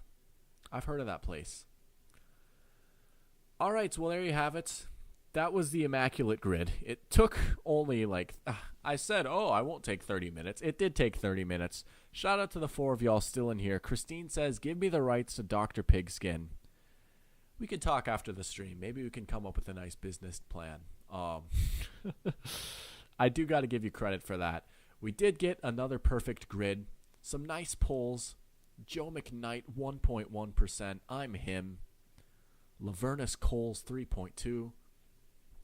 But definitely one of my higher rarity scores. But you know what? It was in front of a live audience. That was a lot of fun. Great way to cap off a fun stream. It's been almost 2 hours now.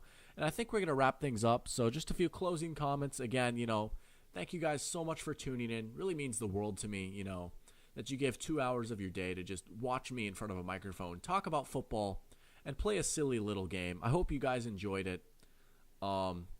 I'll be looking to do more of these as we get closer and closer to the season.